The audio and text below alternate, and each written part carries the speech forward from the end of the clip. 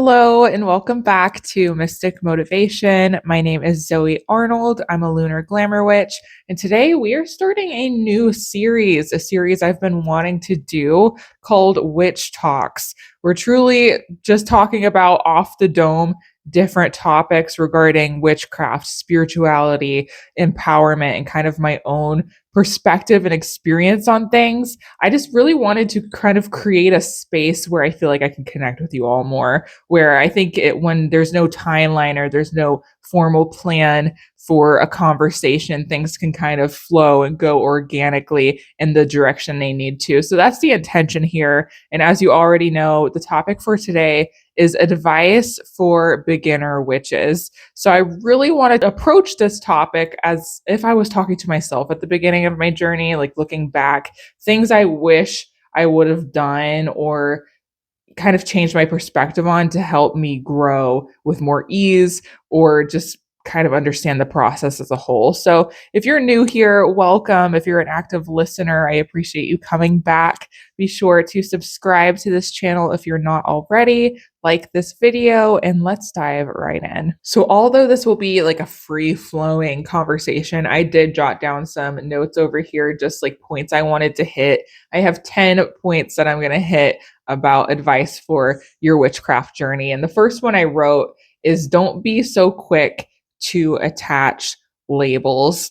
I think when I first started my journey looking back, I felt this pressure like you do in school, like you have to fit in with a certain clique or crowd, or you have to focus on one area specifically, or there's just so much pressure when you enter a witchcraft journey, a spiritual journey in general, to know exactly where you belong. Do you want to follow any sort of paganism? Are you very more eclectic witch? Do you want to focus on a certain practice? Do you want to do just cottage witchery? Do you want to do glamour magic? There's so many things to learn in the witchcraft sphere. And I think at the beginning of my journey, I felt so overloaded with information that I would constantly be changing my labels. One day I felt this way, one day I felt that way, and it felt like exhausting. My best piece of advice is to just go the approach of just being a witch. Just being a witch, whether you're out there with it or it's just something more internal, but you don't have to take on a label. A label is something you get to choose if that resonates with you down the way. But there are a lot more eclectic witches than it may seem online, right? If you're following witch talk or if you're just in general online and you're seeing all these practitioners, they're usually focusing, because it's social media, they're focusing on one area to post about. But I would say that most witches that you will come across are quite eclectic. So don't feel pressured to know exactly where you fall into. That may develop over time. And I think you'll save yourself energy and not feeling pressured to take on a label. Even if you find an area of witchcraft that you're really deep diving into, you could be astrology and you want to be like an astrology witch, just practice, show up, learn. That's the most important part. The label part will come later. That's definitely not something to worry about at first. And that really ties into the second thing I wrote down, which is learn, read, deep dive into information, but make sure you are practicing. I think witchcraft is based in a lot of history and lore. And the best thing you can do in starting a journey is to pick up some books, is to read different articles, is to learn from different practitioners online. But the most important part after doing that is actually putting pen to paper, showing up and taking action on the things you're learning, because that's the space where you'll figure out what does and doesn't work for you. And that's the most important realization. You can look at other people's practices and you can read information that has really resonated for a certain group of people or for a certain practitioner, but it may not resonate for you, or an aspect of their advice or their practice does, but you find as you're practicing, you want to go about it in a different way.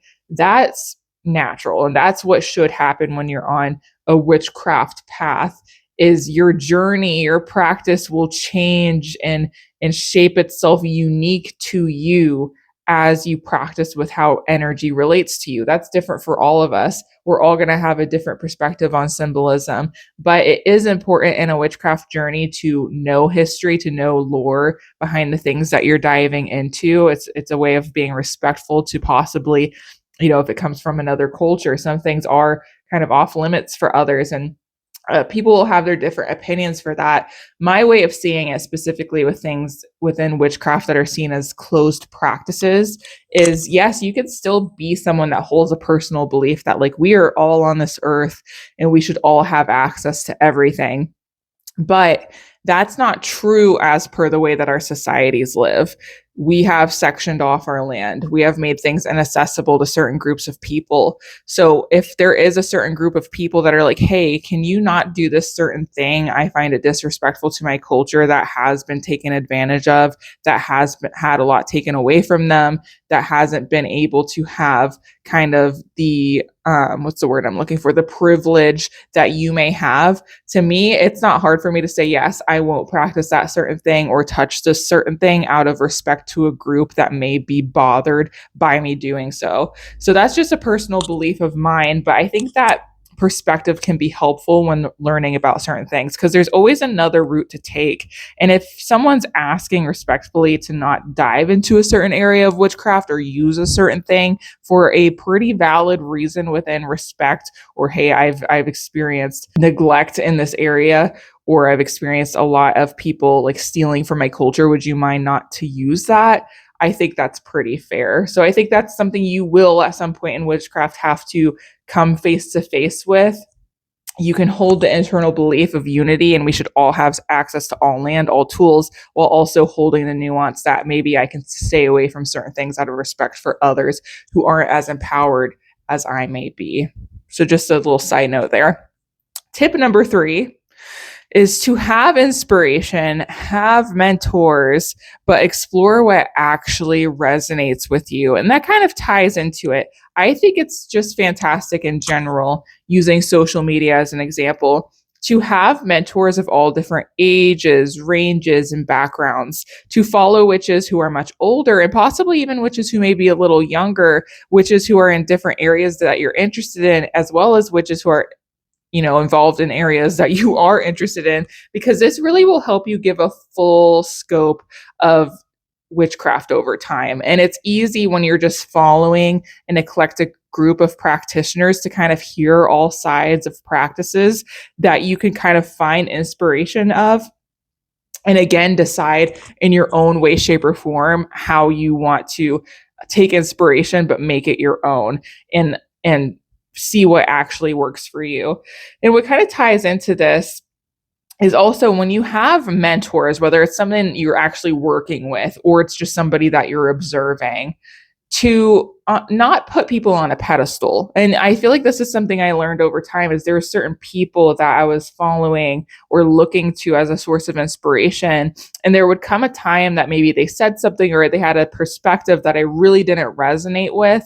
And I would either like unfollow the person or just be like separate myself away from the person, or I just would get bothered by that. But I think as my journey has progressed, as long as it's not harmful rhetoric, right, I've learned to just accept when like, okay, this person, like 90% of the time, I really find their wisdom valuable, but sometimes they say things I don't agree with.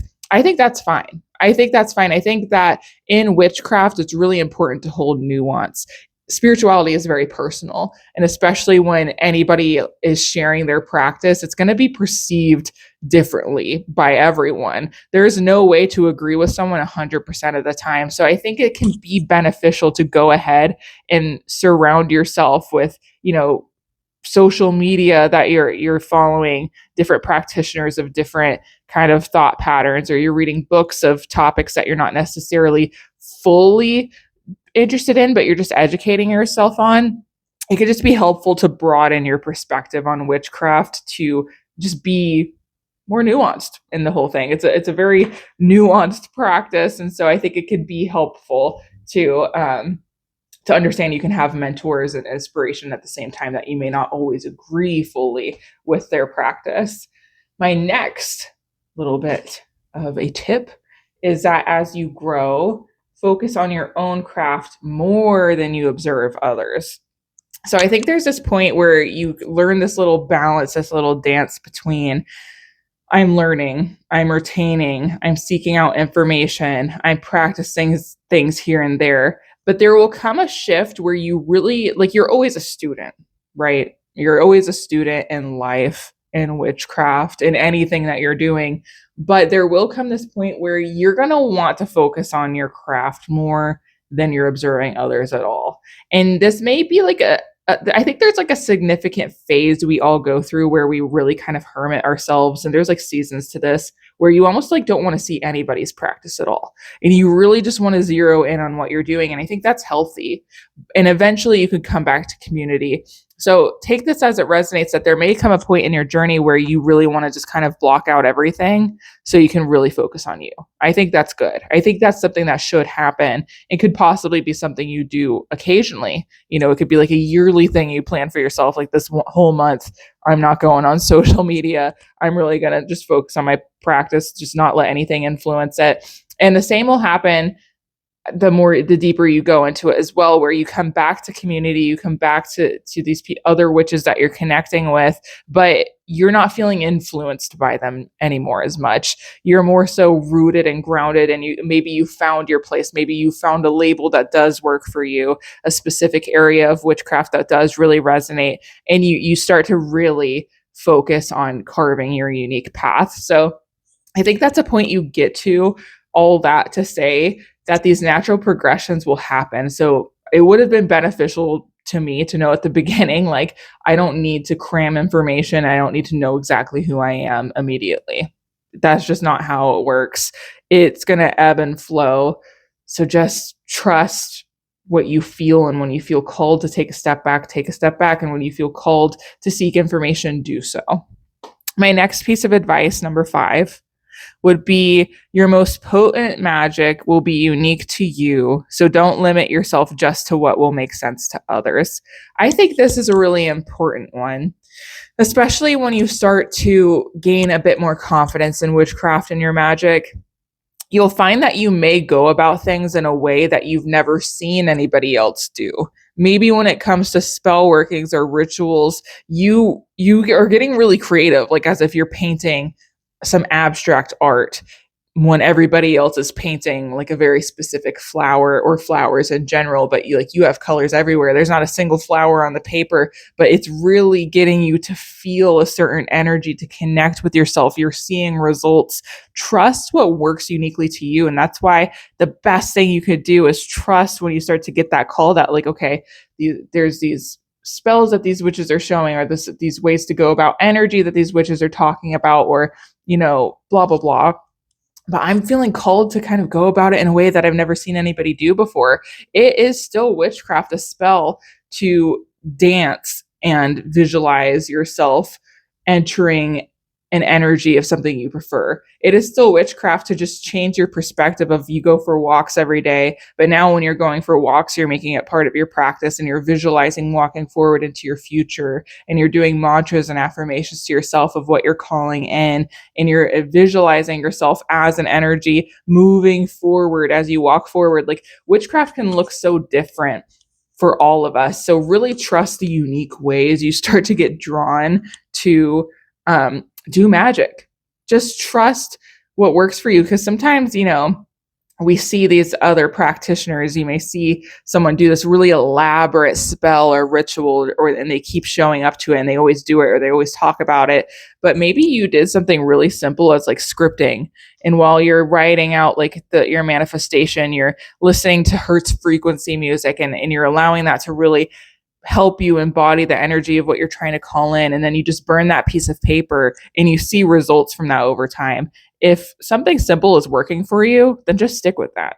If your practice is simple, that doesn't make it less powerful than a witch who may be more drawn to aesthetics, who may be more drawn to the ritual aspect of it. That's our differences in energy. You're not required to look a certain way, your practice to look a certain way for it to represent how strong or deeply connected or powerful your practice is.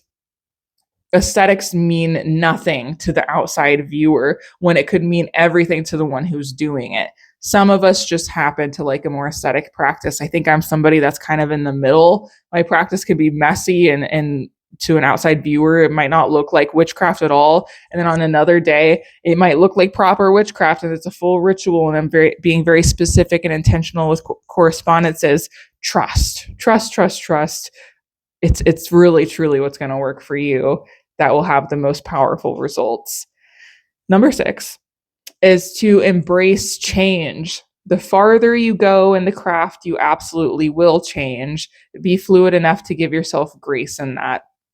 And so I think that's probably the piece of advice that I would like to highlight out of this whole thing is if me at the beginning of my journey would have saw me now, I think she would have been astounded. I think she would be surprised.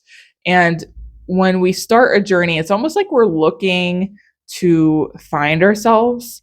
But the truth is, in our journey, we're creating ourselves. We're deciding who we want to be. We have a choice. And anything that you were once taught that isn't possible for you is possible through magic, because magic is you. Magic is your soul. Magic is your belief. And what you choose to work towards, to take action towards, to believe for yourself can be accomplished. So let yourself change. Let yourself shoot high and believe that you can truly alchemize anything you want into your reality, because you can. It takes time and effort, just like the nature, the seasons take time to progress and to cycle around again. And if we look at a tree, like right now, as I'm recording this video, it's about to be summertime. So the tree's in full bloom. But if that tree decided to work towards a goal, next time when I'm growing, I really want to be this tree that's full of confidence and great at public speaking and is great at my business, blah, blah, blah. It will take that tree. It has to still go through autumn. It has to shed its leaves, go through winter, go through the inner depths of itself to really work through and purge these things, go through spring with the growing pains. And then next summer, it will be that version of itself that it set because it worked towards it. And it may take a long cycle sometimes to get to where we want to be, if my metaphor is making sense. But trust that. Trust that things take time, just as things take time in nature. But truly, you can accomplish anything, if you devote yourself to it. You keep doing your practices. You keep showing up and embodying that version of yourself that has that thing. So don't be afraid to change.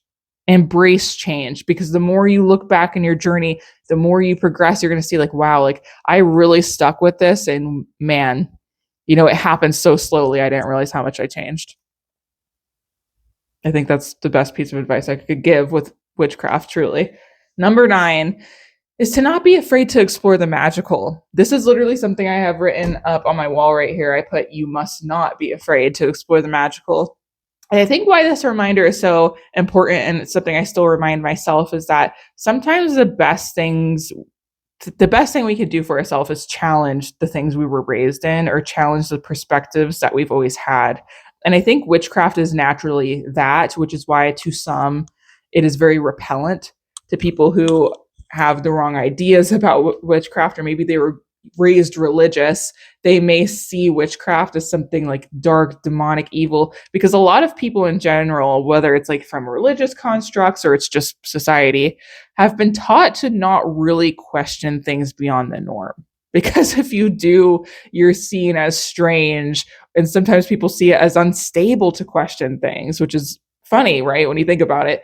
But it's important to remind yourself that, because you may have internalized belief systems that are very stubborn, that are very subconscious. And the reminder, you must not be afraid to explore the magical. It encompasses everything from witchcraft history and lore and topics that are taboo, but also things within yourself that we weren't taught we have the ability to do. Our ability to alchemize energy, our ability to relate to nature, our ability to manifest, our ability to change. These are things that we have to muster up the courage to not be afraid to explore. Because yes, like the Tower card in tarot, structures that are unstable or untrue must crumble, but you get a new platform to build upon that is full of stability when you allow yourself to question things, to explore things that some people may feel resistance to, or you were taught to have resistance to. So in your witchcraft journey, Look at the things that scare you. Look at the things that challenge you.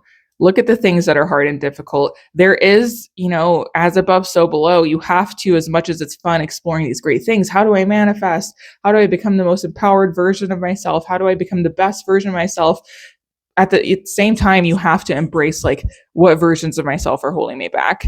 What limitations have I set within my mind? What fears do I have that are holding me back? And to face those, to acknowledge those, to move forward. It's balance, it's duality, it's nuance. I think it's really important in the witchcraft space, in life in general, is nuance. Finally, my last piece of advice for beginner witches that I wish I could give to myself, honestly, this is probably number 2. I would say number 1 if I didn't like the embrace change one so much, but trust your intuition. Trust your heart above all else. Honestly, at the end of the day, you can't go wrong with that. If you can really learn that when you feel like icky about something, take a step back and take a break and check in with your heart. Check in with what is calling to you. And sometimes our callings can feel scary, right? That doesn't mean that we should avoid them, but your heart, your intuition, there will always be a voice inside of you that will push you to the right path for you. Slow down enough to hear it. Trust yourself enough to hear it, and you'll end up exactly where you're meant to be. Everybody's witchcraft journey is extremely different. You'll grow and change. I have learned to accept that I grow and change so much, especially being on social media. I've had to learn to old videos of mine will pop up and I'm like, that's kind of humiliating. But I consider it to be like my testimony because I'm like, it just speaks to the truth of how much you will change when you devote yourself to witchcraft, spirituality, healing, empowerment. It's okay.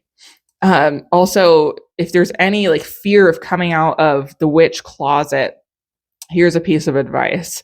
My journey, when I was hiding and keeping it inside of me for a really long time, that I knew I was a witch. I knew witchcraft was for me. I was scared to admit that. I was worried a lot of the judgment of others. I have some family that's very religious. I live in the South. It's even posting online, I had all these fears of like, who's going to see this? Like, who's blah, blah, blah. And I really had to make my self-love, my truth, who I truly am, my desire and taste for a free life greater than that. And when I allowed myself to finally do it, to just rip it off like a Band-Aid, the self actualization that just happened, it was truly like a snap, like a puzzle clicking into place of a puzzle board I didn't even know existed, where I just felt like I was home. When I allowed myself to fully embody myself as a witch, to be out there with no shame, like just screw it, I really felt at home. And it can be scary, right? But I just want to add this in here before we end, that if there is still some resistances to you embodying that publicly, or even just in some way in circles, small circles, know that yes, you may go through a shedding. There may be people who don't really jive with you anymore because of that, or maybe they just find it really odd. Whatever your situation is, there's always a shedding before a blessing. And so trust that. If it's calling you, your self-love is more important. So don't be afraid to explore the magical. I'll leave it there. I hope that this resonated with you. I hope that you found some information that inspired you. Of course, take what resonates, leave the rest. I hope that you enjoyed this new series. This really is something I want to do more, which is just like without any real like formality or planning out like what I want to say, maybe a few bullet points because it helps me stay on track. But I really just want to kind of talk and blab. I feel like the best perspective really does come from that. And so I want to do this more moving forward. I want to connect with you all more on a personal level. So please let me know your thoughts, your opinions, topics you would like to dive into. I do have an online coven as well, where we do come together for those virtual gatherings to do sacred practices, to do spell work, to do guided meditations, tarot, oracle card pulls, and just really connect with each other kind of more quotations face to face and just a place to show up to be devoted to your craft and to expand. We dive into history and lore around our chosen topics, and it's just a really cool space to connect, which is a really big thing in my journey right now, is like connecting more with other witches. It's something I've really been craving. I'm having more of a push towards, and that would be you guys. Our group chat is free to join, so if you are looking for more spaces to have these type of conversations with other witches, you can go to the link in bio, click the covens tab. If you scroll down, you'll see the group chat button. So don't be afraid to let me know your thoughts, to put yourself out there. I definitely encourage it. It'd be scary at first, but it's always rewarding. Thank you so much for being here. If you're not already following the podcast, be sure to hit that subscribe button. I have new videos every Thursday, and I will see you back here soon.